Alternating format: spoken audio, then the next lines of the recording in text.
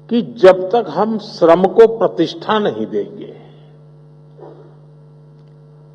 हुनर के लिए जो लोग काम करते हैं, जिनमें सामर्थ्य है, अगर उनका सार्वजनिक जीवन में सम्मान नहीं होगा तो शायद वो अपने आप को कम महसूस करेगा और एक मानसिकता बदलने का एक अभियान है। हम श्रम एव कहते हैं और हम श्रम एव पूज्यते भी कहते हैं, और इसलिए उसी भाव को लेकर के देश भर में आईटीआई के जो शिक्षार्थी हैं, विश्वास पैदा हो कि वो कहीं नहीं जा पाए इसलिए यहां आए, ऐसा नहीं है। ये भी एक बहुत ब्राइट फ्यूचर का रास्ता है, इसलिए आए हैं।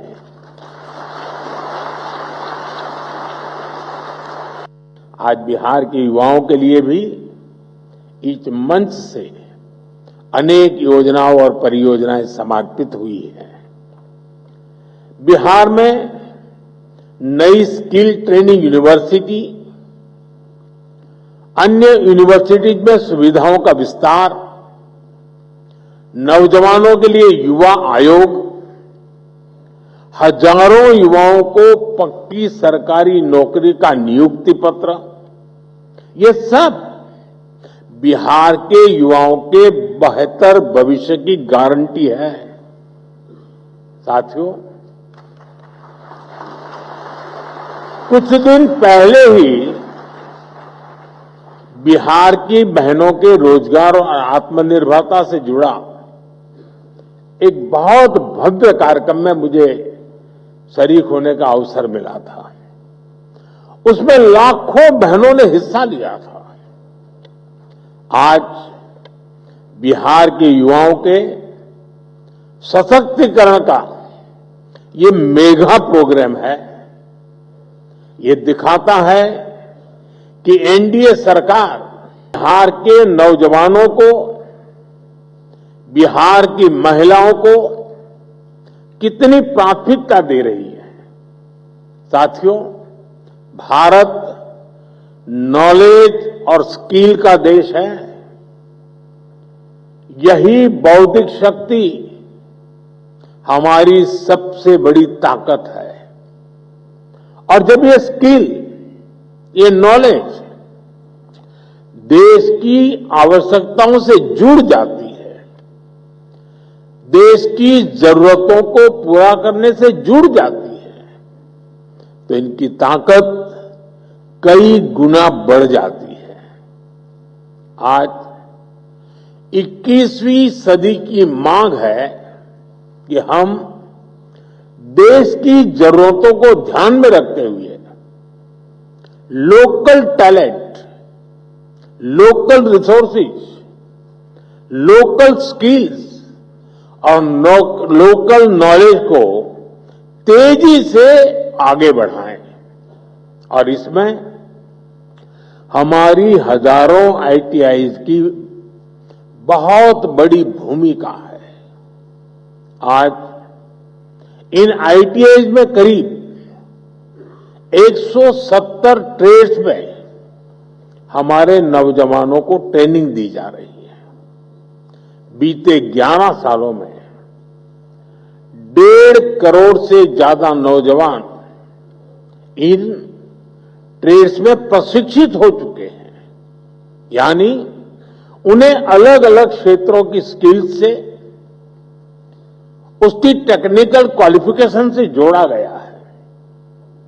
और सबसे बड़ी बात यह है कि इन युवाओं को उनकी स्थानीय भाषाओं में, लोकल लैंग्वेज में उनकी स्किल्स सिखाई गई है।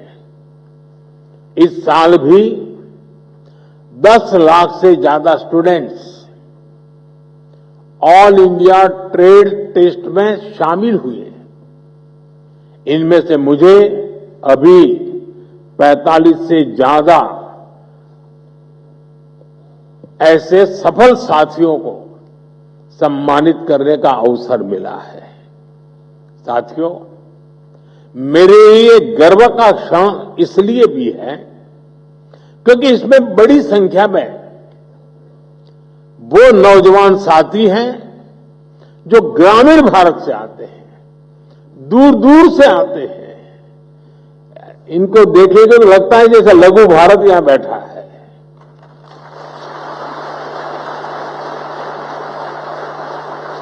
इसमें हमारी बेटियां हैं, हमारे दिव्यांग साथी हैं और इन सब ने अपने परिश्रम से ये सफलता हासिल की है। साथियों, हमारी आईटीआईज इंडस्ट्रियल एजुकेशन के बेहतरीन संस्थान तो है ही, ये आत्मनिर्भर भारत की वर्कशॉप है।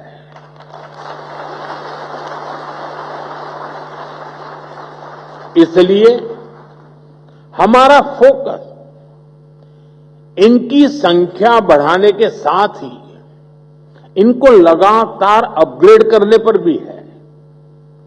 साल 2014 तक हमारे देश में 10,000 आईटीआई बनी थी, लेकिन बीते एक दशक में करीब 5,000 नई आईटीआई देश में बनाई गई है। यानी देश आजाद होने के बाद 10,000 और मोदी आने के बाद नई 5,000।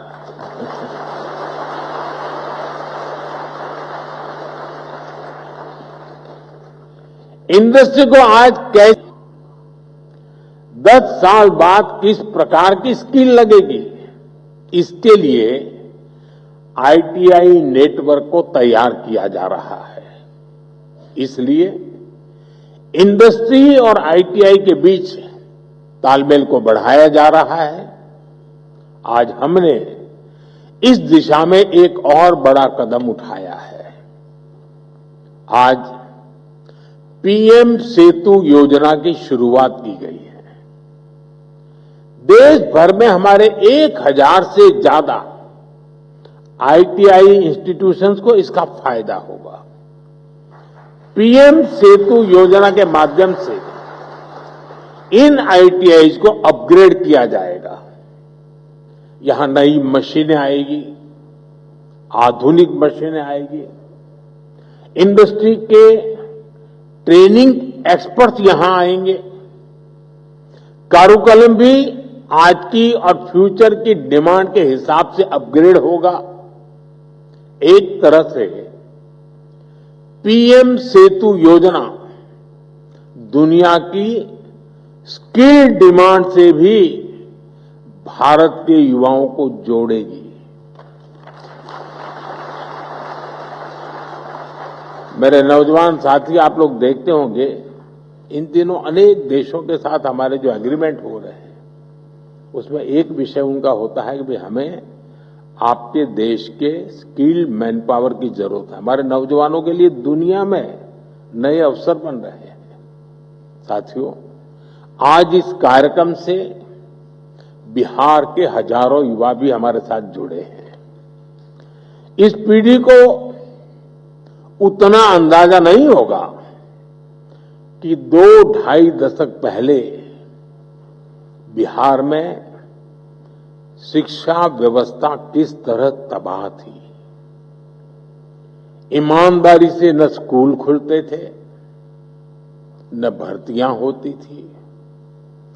कौन माँ बाप नहीं चाहता कि उसका बच्चा यहीं पढ़े और यहीं आगे बढ़े, लेकिन मजबूरी में लाखों बच्चों को बिहार छोड़कर बनारस, दिल्ली, मुंबई जा, यही पलायन की असली शुरुआत थी। साथियों, जिस पेड़ की जड़ों में कीड़ा लग जाता है उसको फिर से जीवित करना बहुत बड़ा पराक्रम होता है।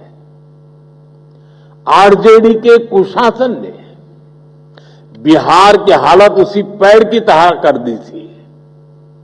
सौभाग्य से बिहार के लोगों ने नीतीश जी को सरकार का दायित्व सौंपा और हम भी सभी साक्षी हैं कि कैसे एनडीए की पूरी टीम मिलकर बिगड़ी हुई व्यवस्थाओं को फिर पटरी पर लाई।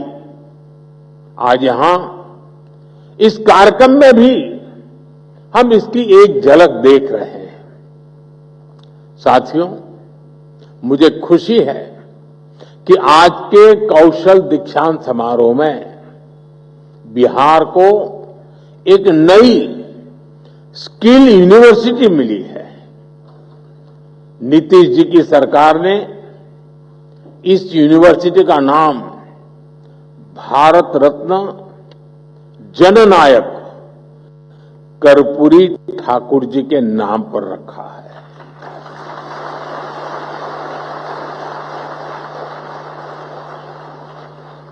और कर्पूरी ठाकुर जी को जननायक ये सोशल मीडिया की ट्रोल करने वाली टीम ने नहीं बनाया।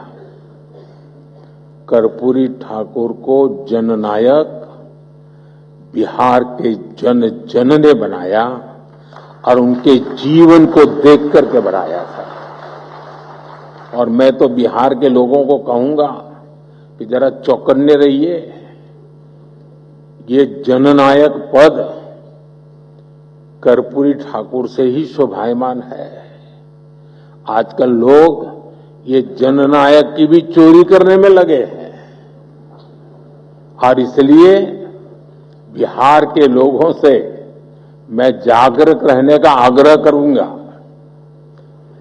कि हमारे कर्पूरी ठाकुर साहब का ये जनता द्वारा दिया गया सम्मान कोई चोरी न कर जाए। भारत रत्न कर्पूरी ठाकुर जी ने अपना पूरा जीवन समाज की सेवा और शिक्षा के विस्तार में लगाया।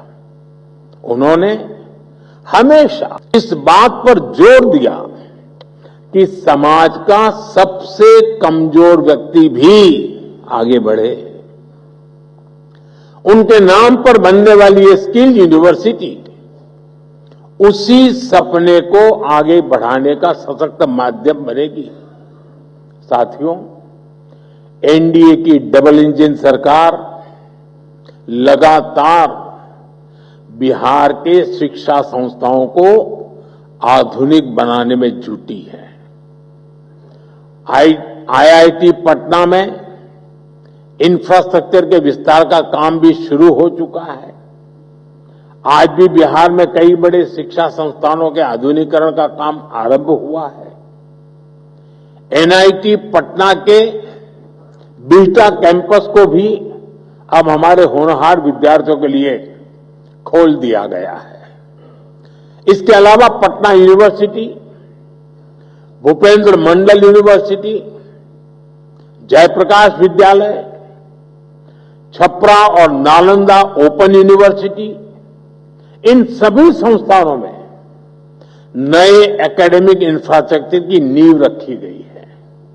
साथियों, अच्छे संस्थानों के साथ साथ नीतीश जी की सरकार बिहार के नौजवानों की पढ़ाई का खर्च भी कम कर रही है।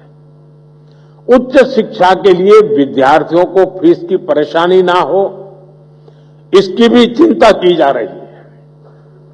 बिहार सरकार स्टूडेंट क्रेडिट कार्ड के माध्यम से बच्चों को उच्च शिक्षा के लिए मदद करती रही है। अब एक और बड़ा निर्णय लिया गया है। इस क्रेडिट कार्ड से मिलने वाले एजुकेशन लोन को इंटरेस्ट फ्री कर दिया गया है, ब्याज मुक्त कर दिया गया है।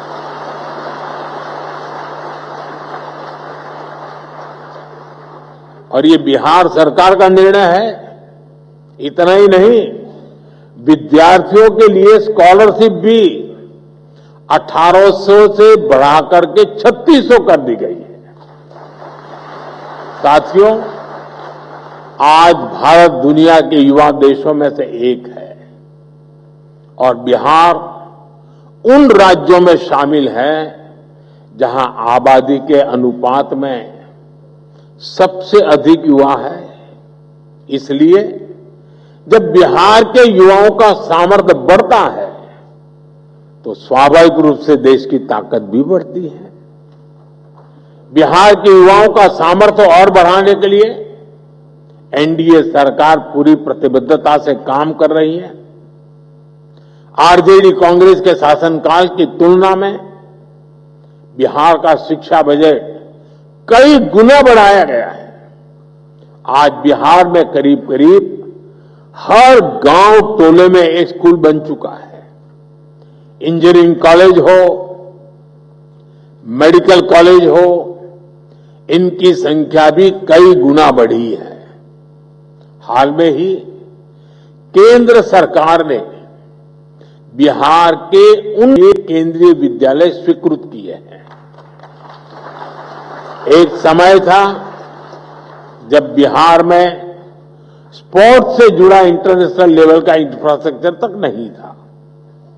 आज बिहार में स्पोर्ट्स के नेशनल और इंटरनेशनल इवेंट्स हो रहे हैं। साथियों, बिहार सरकार ने बीते 2 दशकों में 50 लाख नौजवानों को बिहार में रोजगार से जोड़ा है। बीते कुछ वर्षों में ही करीब 10 लाख पक्की सरकारी नौकरियां बिहार के नौजवानों को दी गई है।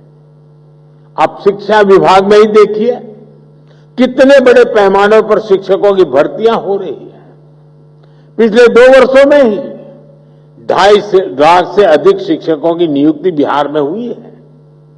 इससे नौजवानों को नौकरी मिली और शिक्षा व्यवस्था का स्तर भी ऊपर उठा। साथियों, बिहार सरकार अब नए लक्ष्यों को लेकर काम कर रही है।